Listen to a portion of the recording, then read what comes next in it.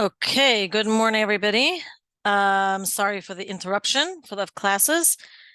And Mirza Hashem, we are now resuming, beginning with chapter 12. Chapter 12 is a really exciting chapter because chapter 12 is going to introduce us to the person for whom Tanya was written, to the person for whom the Alter Rebbe dedicated many, many years writing the Tanya, which is the Beinoni. The Beinoni is not a Rasha and is not a tzaddik. We're going to explain that today. The Beinoni is who we can become, and that is why the Alter Rebbe dedicated this book of Tanya to the Beinoni. In fact, before, I think we mentioned this in the beginning, that before the Alter Rebbe wrote the Tanya, which is called Sefer Shel Beinonim, the book for Beinonim, the intermediate person, the Alter Rebbe actually wrote a book called Sefer Shel Tzaddikim, but his colleague, the Shpoler Zayda, when he got wind of this and that Alter Rebbe was writing this book, he said that the world will not be able to tolerate that. That is not our objective. Our objective is not to become a tzaddik. Our objective, however, is to become a Beinoni, and definitely on the way to becoming a Beinoni, we can have many, many Beinoni moments, as we will learn in the upcoming chapters. Now, in the last couple of chapters, we discussed what a tzaddik is and what a rasha is. We discussed what a complete tzaddik is. We discussed what an incomplete tzaddik is, depending on the proportion of their love of God, if the love is complete or the love is incomplete. And then we went into the last chapter discussing what a rasha is, and we actually gave various descriptions of all the different types of rasha that exist. There is the complete rasha, which very few people are, and then there is the incomplete rasha, which we said actually there are different types of people who are considered to be a rasha, some of whom actually transgress majority of the time, but even somebody who transgresses very, very limited time, in other words, most of the time he's doing a mitzvahs, and perhaps the quality of his sins are not even so great, but because the possibility of sin exists, he is considered a rasha. Without going into details, if you missed that class, you could listen to the recording. Now we're going into the Beinoni. Now, traditionally, in the beginning of Tanya, when we were talking about judgment of sin, we said that the tzaddik is someone who has majority sins. The rasha is somebody. I'm sorry, the tzaddik is someone who has majority mitzvahs. The rasha is somebody who has majority sins, and the Beinoni is somebody who's half and half. However, Tanya is going to turn that completely on its head and give a description for the Beinoni and the tzaddik and the rasha, actually, which pertain to the inner person, which pertain not only to the inner person, but also their potential. So let's understand a little bit what a Beinoni is. A Beinoni, remember when we said that the godly soul and the animal soul strive for dominance over the body. It's like they're in a fight. Each one wants dominance over the body, over the expression of their desires, in other words. So the godly soul wants the body to think, speak, and do mitzvahs, whereas the animal soul desires the pleasures of this world. The animal soul always desires pleasurable activities. Could be, actually, the animal soul can come to the understanding that a mitzvah is pleasurable and will seek a mitzvah, but that's not its default state. Its default state is for everything to be easy and pleasurable, and in that way seeks to dominate the body in that way.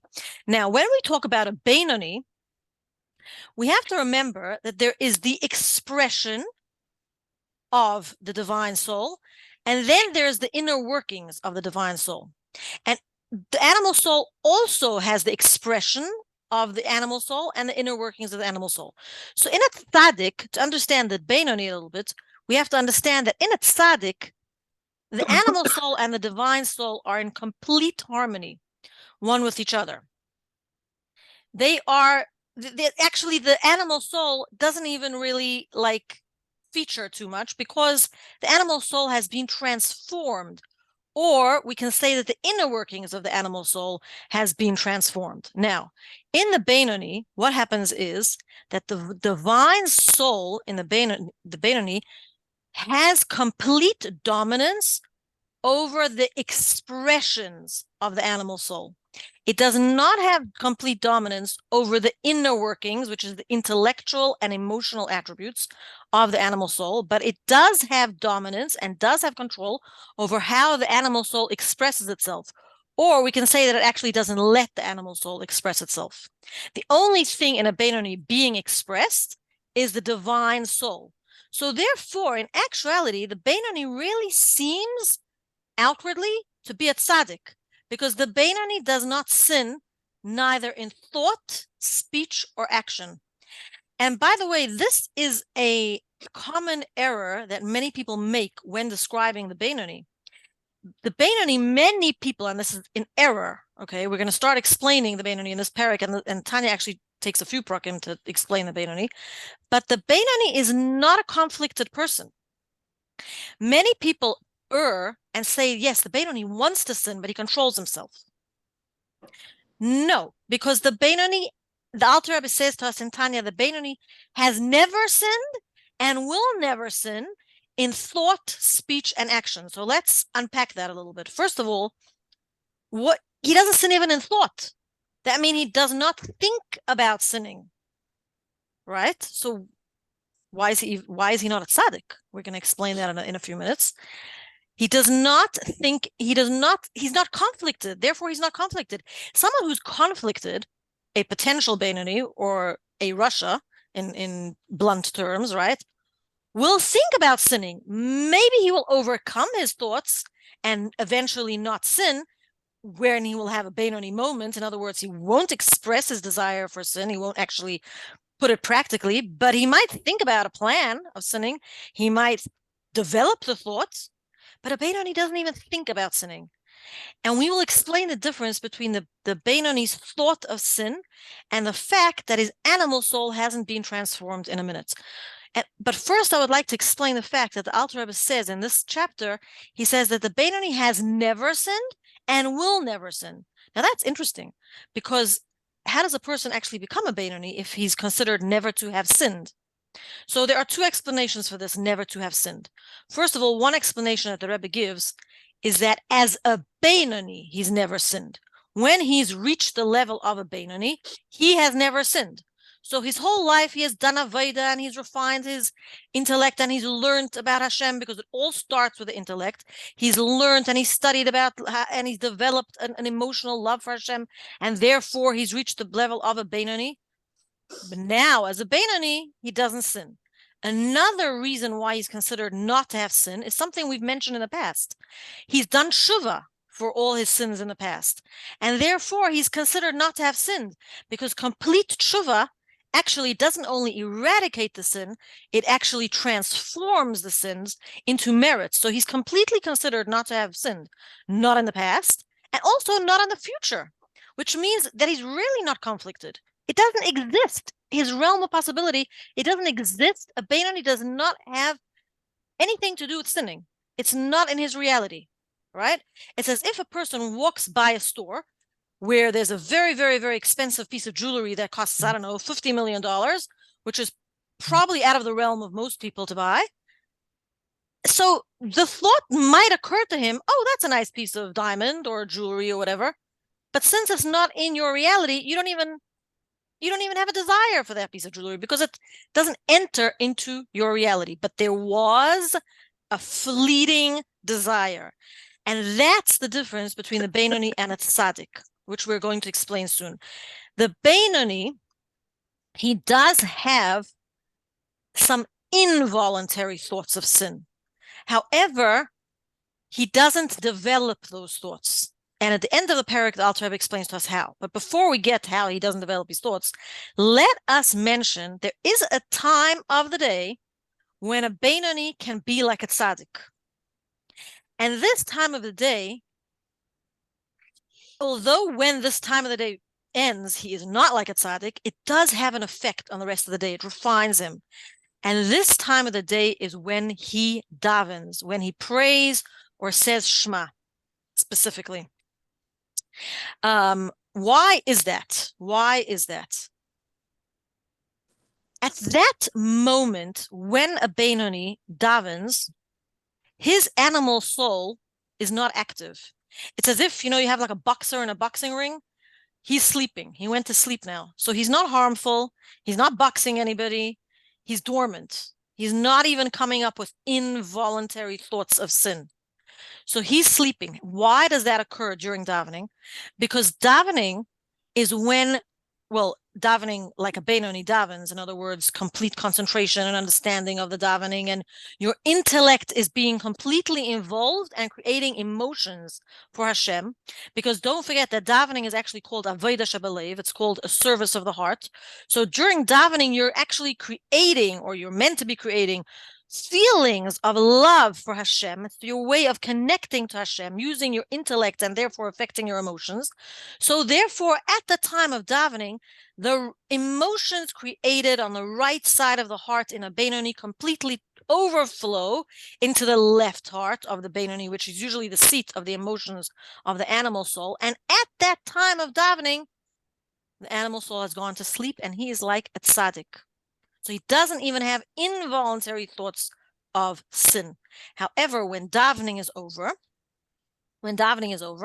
he returns to his original state, whereby he has an animal soul who understands the pleasures of this world, who understands sin.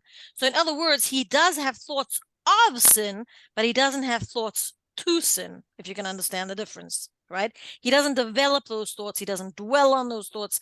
He doesn't create a plan to sin, right?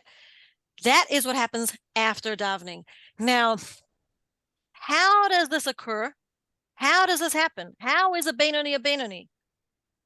So the Alter Rebbe introduces us to a concept in this parak, which many of you may have heard previously, the concept of moyach shalit al halev. The mind rules the heart. In other words, mind over matter. Moyach shalit al halev is a very, very interesting concept, because usually we actually consider that pretty challenging.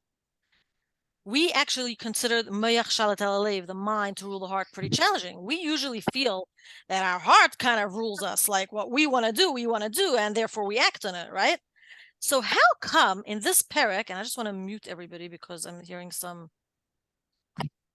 background noise. 1 second. Okay. So how come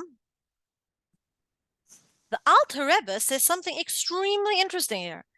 First of all, he gives us a tool, how the Benoni is a Benoni, how the Benoni controls the expression of the animal soul. Remember, the Benoni is not able to control the inner workings of the animal soul, except for during davening. But the expression of the animal soul, meaning the thought, speech, and action, he is able to control, and he doesn't sin. How does he do this? Oh, the Alter Rebbe says, there's a tool. Not only is it a tool, it's a natural state of being, that the mind rules the heart. Now, this is a little difficult to understand, because how is that a natural state of being? Because usually we feel the opposite. We feel that our heart is always driving us crazy. What we want to do, how we want to sin, and what we want to do, and how we want to pursue the pleasures of the world. Doesn't seem very easy to control that. The Alter Rebbe explains to us something very interesting. The Alter Rebbe explains that the nature of the mind is that it controls the heart, and we'll explain in a minute why sometimes it's not so. But the actual nature of the mind, it's a natural condition, is that it rules the heart, it controls the heart.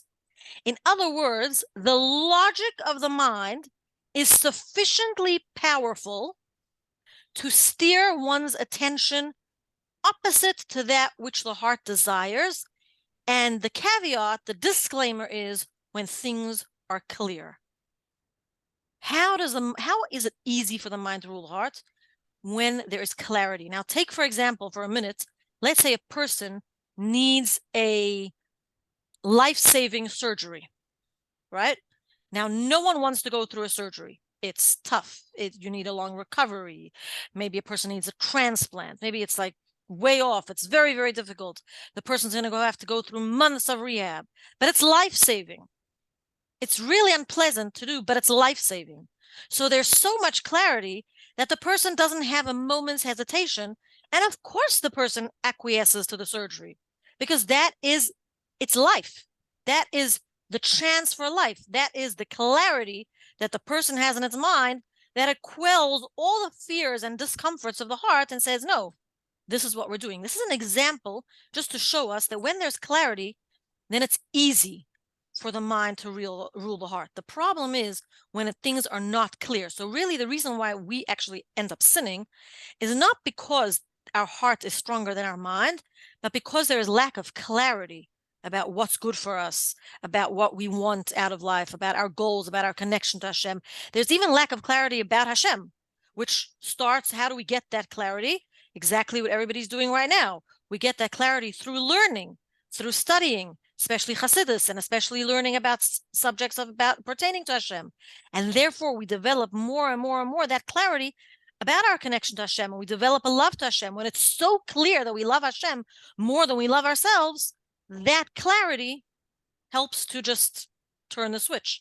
And why do we say turn the switch? Because the Alter Rebbe explains in this parak how Moach Shalit al Alev works.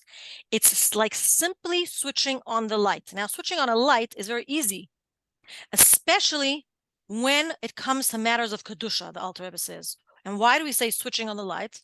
Because the Alter Rebbe explains in this parak that Kedusha is inherently stronger than evil, inherently stronger than Klippa. We cannot say, although seemingly many times evil forces seem stronger than the forces of holiness. But really, we know that that's not true. We know that that's just something hidden. That's a concealment.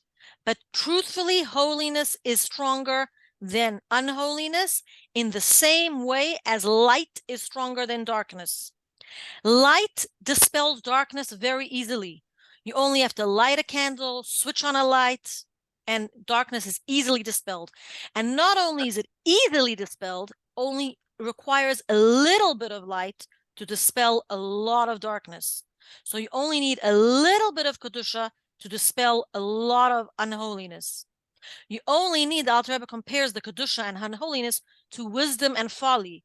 The divine soul wisdom, you only need a little bit of the divine soul wisdom to dispel the folly of the animal soul. Because a person only sins, the Gemara tells us, when a ruach shtus enters into him, when a spirit of folly enters into him. Later on in Tanya, the Alter Rebbe explains to us that why does a person sin?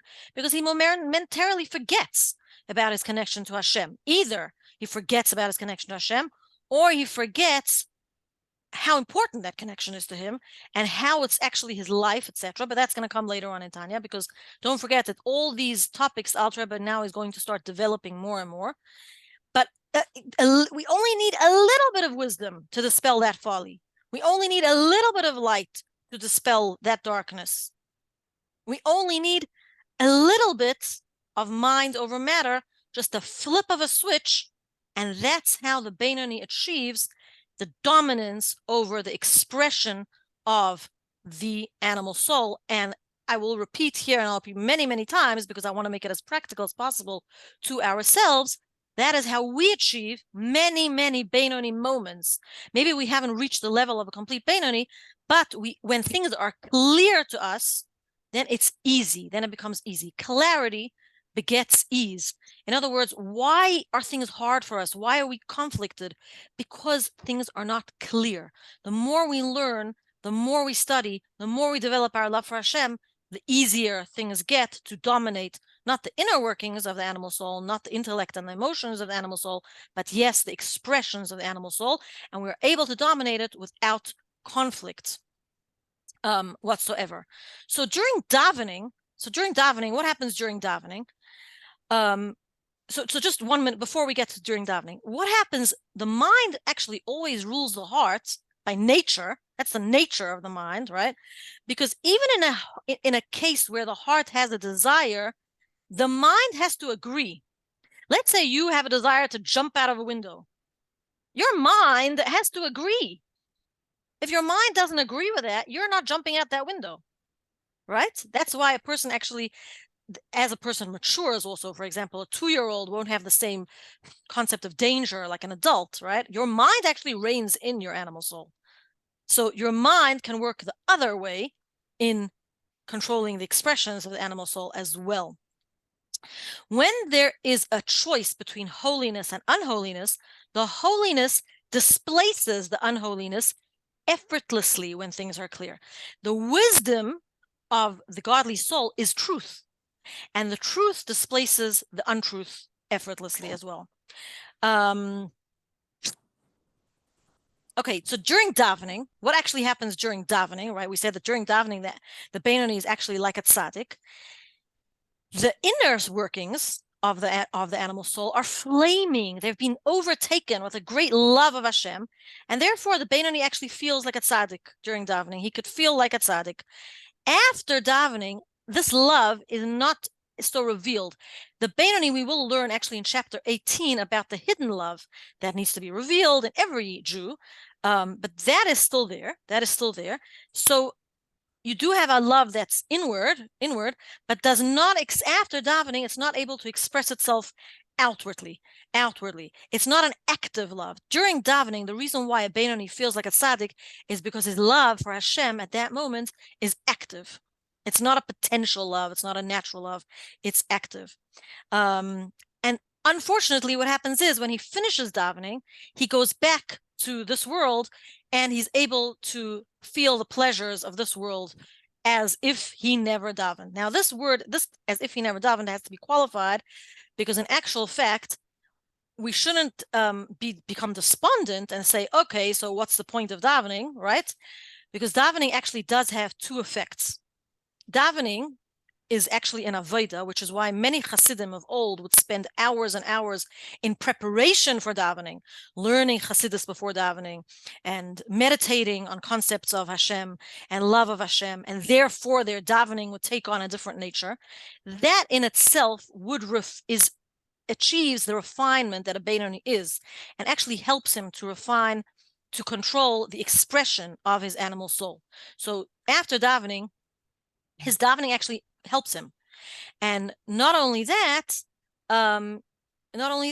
it does refine him more and more. So the more and more Beinoni davens, the more and more he becomes refined. So it's not as if it doesn't have any residual effect. It does. But what happens is that after davening, his animal soul becomes active, but not in the way of voluntary thinking. That is because of his avodah, all those years of meditating and thinking and learning, but in an inactive state.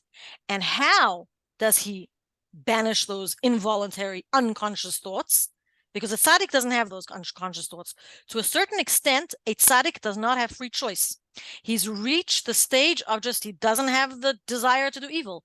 The Beinoni, however, has an advantage. He's able to conquer his will, his unconscious will of wanting to do evil from his animal soul. He does have that ability. He has the free choice. How does he do that? Firstly, the Alter Rebbe tells us mind over matter. So he controls his heart because it's clear. It's clear. So he controls the expression of his heart.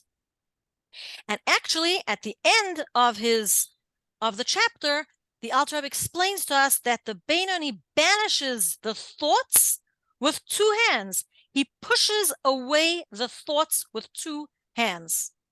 Now, what does this mean? Later on in Tanya, the Alter Rebbe will actually develop this and tell us that either the Beinoni replaces the ungodly thoughts with godly thoughts.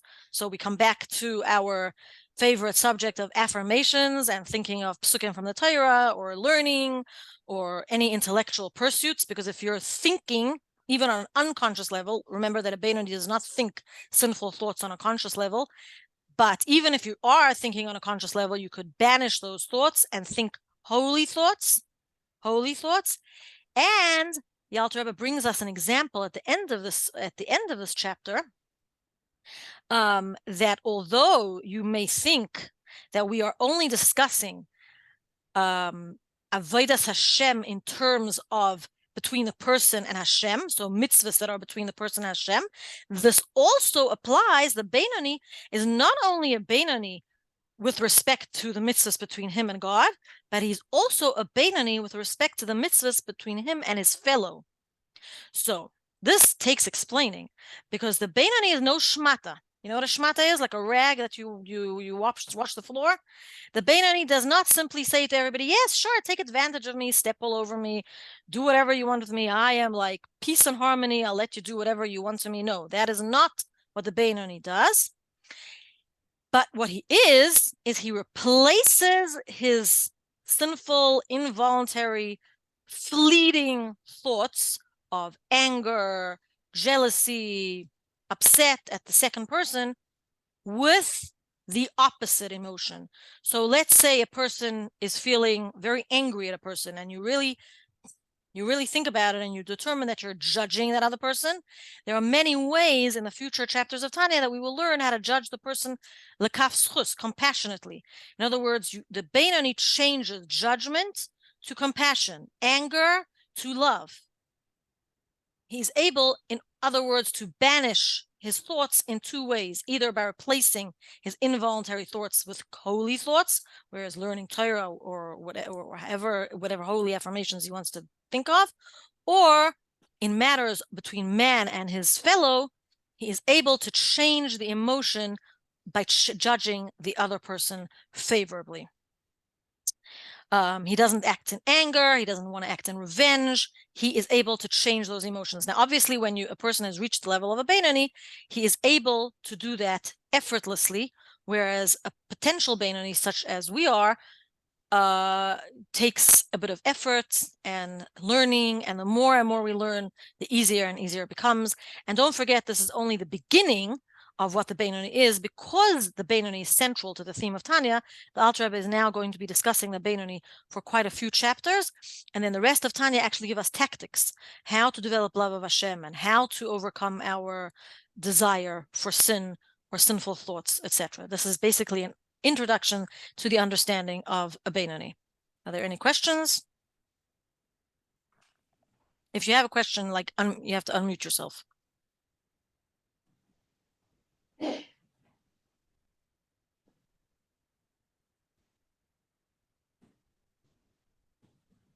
Is everybody just like contemplating?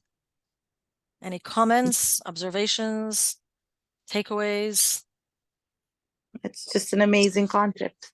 You could relearn this chapter again and again and again and again once a week. It's amazing. Thank you. You delivered it beautifully. The point of this chapter is that it's easy. It's as easy as switching on a light. And if it's not easy for you, it means that there's a lack of clarity. Tanya, I want to thank you. I'm here listening to your share with my mother. Hi, We're Dini. beaming and enjoying and loving the way you're expressing and explaining. So it was really, thank you. Thank you. Appreciate that.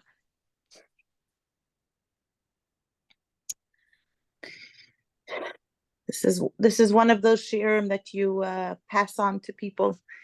It was really amazing. Thank you, Chana. Okay, so I hope everyone has a wonderful week. Thank you. And taking these concepts and putting them into practical terms, and having Beinoni moments. Amen. Amen. Amen. Thank you. Thank you. Take care, everybody. Thank you. Thank you.